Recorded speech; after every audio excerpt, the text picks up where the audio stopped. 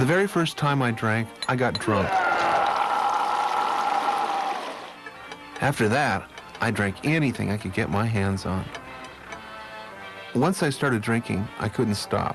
Often, I got sick. I couldn't imagine life without alcohol. Restless and bored when sober, I managed to quit for brief periods of time, but I felt tentative about my sobriety. Booze made me feel normal and uninhibited. It gave me courage to do things I could never do sober. Can I have a second helping of meatloaf, please? I always did silly things while drunk. Ill-advised sexual encounters, bladder problems on the bus. In jail for a minor car wreck at 17, I ended up in a cell with a child molester who looked like Peter Lorre. As I got older, my drinking followed a fairly predictable pattern.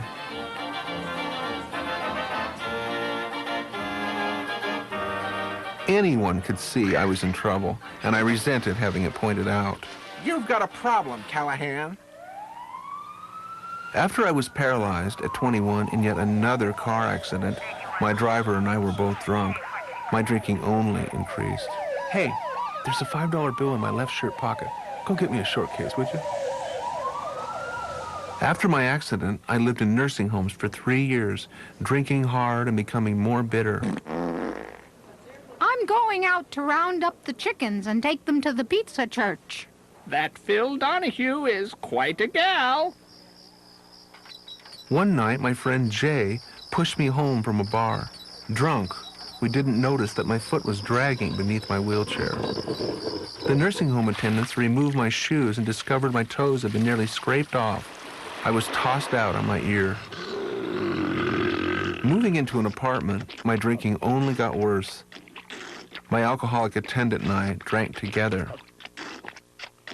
I discovered I'd lost complete control of my drinking. Time after time, I'd take that first drink, knowing it would lead me to miserable drunkenness and horrendous withdrawal. One day, home, alone and half drunk, I happened to drop my bottle. Try as I might, I simply couldn't reach the bottle.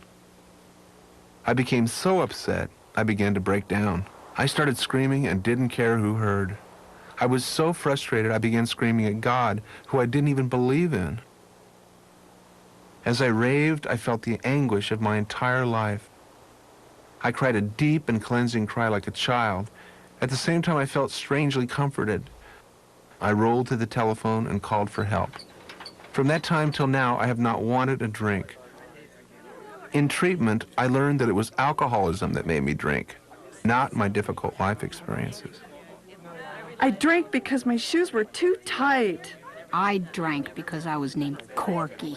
I drank because I have an electric machine attached to my back, which forces me to drink. I'm not sure what caused my alcoholism, but I think heredity played a role in it. Though I'm sober, my basic personality hasn't changed.